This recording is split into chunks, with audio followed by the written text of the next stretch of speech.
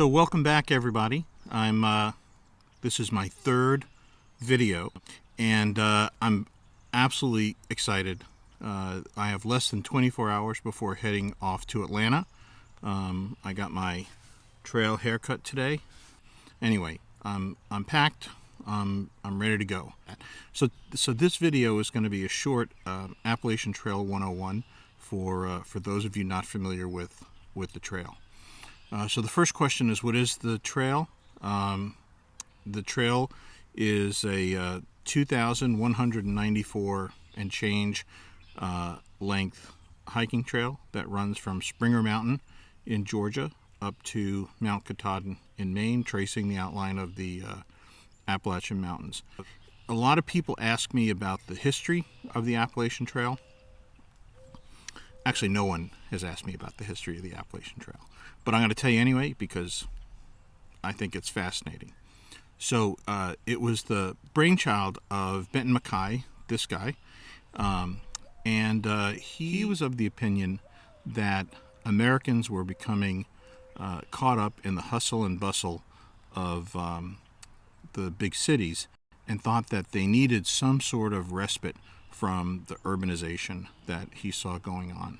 And so he proposed this footpath through the Appalachians up through from the southeast to the northeast that would be populated and interspersed with these recreation camps where people would engage in outdoor activities, some healthy outdoor toil, as a bit of an escape from the urbanization that he saw going on. So he outlined his vision for this in the October 1921 edition of the Journal of the American Institute of Architects. The next year, another guy, this guy, Myron Avery, he was an attorney who was an avid hiker. He was from Maine, and he was really the doer. Mackay was the thinker and the idea guy, and Avery was the doer. And he actually, over the next 15 years, really put the trail together through a series of volunteer groups up and down the East Coast. And so that by 1937, the trail itself was completed. As a New Yorker, I'm proud to say that the first section was started in 1922 at Bear Mountain in upstate New York, and it carried on from there for 15 years worth of volunteer construction and toil. During that time, the Appalachian Trail Conference was formed as an overarching umbrella organization to coordinate all of those volunteer organizations and really take care of the trail. So fast forward another 10 years or so, Earl Schaefer was the first person to thru-hike the Appalachian Trail in 1948. And then a few years after that, in 1955, Emma Grandma Gatewood was the first woman to thru-hike the Appalachian Trail. And she actually completed the trail 3 times, all in her 60s, which is really extraordinary. It rides the Appalachian Mountains very close to a lot of development and urban centers.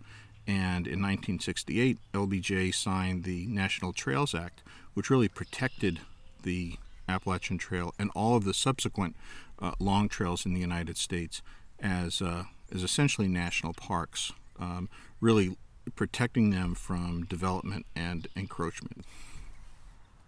So, after that riveting outline of the timeline and the history of the Appalachian Trail, how do people hike it?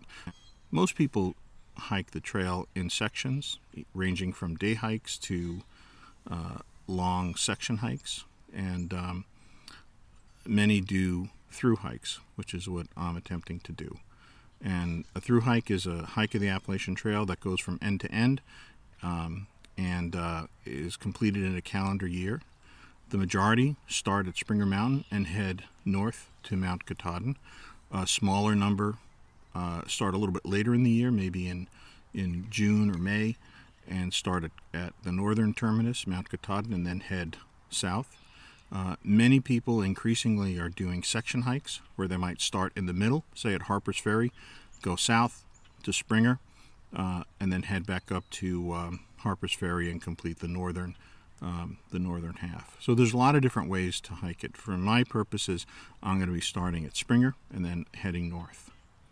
Most people who hike the trail and do a through hike will carry either a tent or a hammock.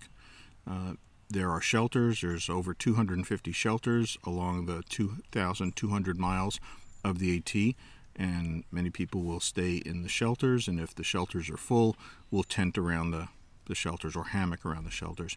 Nice thing about the shelters is they often have bear-proof food storage like bear cables or bear boxes. There's often a privy, a primitive pit toilet, and usually there's a water source close by. So the shelters really become the social hubs or the nodes along the trail as people are hiking in either direction. But many people do stay in tents or hammocks. In terms of water, you pass a lot of streams and lakes, and that's where you get your water. Well, most people will get their water treated either by bringing a filter with them, a simple device that screws onto the top of a bottle, and you pass the dirty water through it and it comes out clean, or by treating the water either by UV light with SteriPens or using drops like Aquamira drops. There's a variety of different methods that people use to treat their water.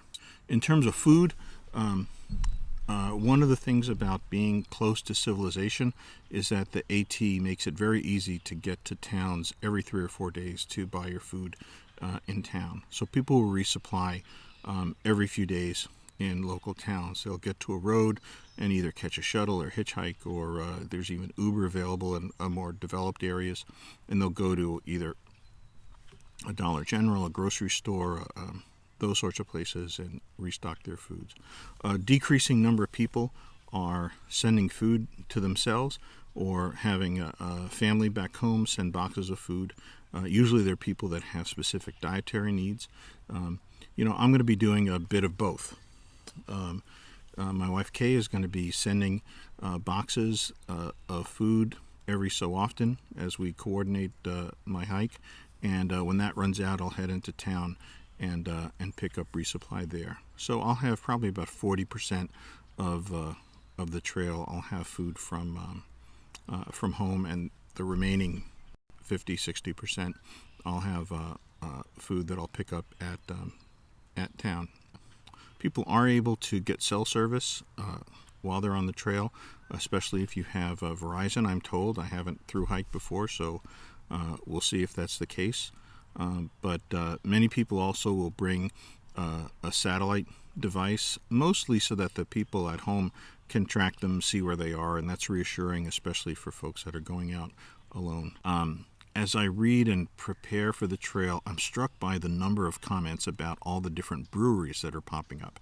And I think this is a reflection of the fact that there are these micro ecosystems of commercial enterprise up and down the Appalachian Trail route, and there are places like hostels and shuttle services. People will bring your pack from space to space. You can hike without a pack. There's some cottage industries that are growing up around the Appalachian Trail, and one such industry happens to be a lot of breweries that are popping up along the way, and I'm looking forward to sampling some of their products.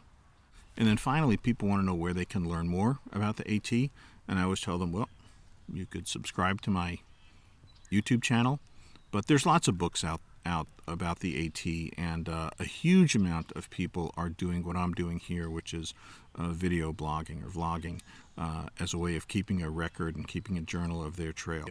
If you just Google Appalachian Trail videos, there'll be a ton of people who are not only documenting their trips but also offering up advice, and that's where I learned a lot of ideas about things to do and things not to do on the trail. But in the end, you have to, as I say, hike your own hike, figure out what works for you, and oftentimes that's trial and error, and I suspect there'll be a lot of trial and error in my case, so I'm looking forward to it though, and I can't wait. So less than 24 hours I'm on a plane to Atlanta, and that's probably where I'm going to be editing this video, and I'm thrilled.